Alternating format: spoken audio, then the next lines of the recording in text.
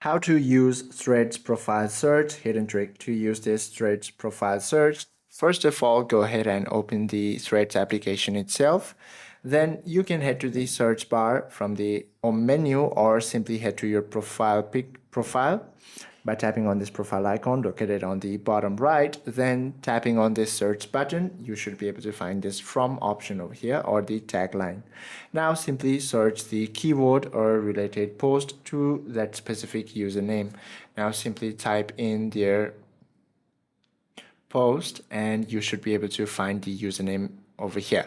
Now if you want more or depth research, you simply have to tap on this filter icon and you should be able to select the date as well.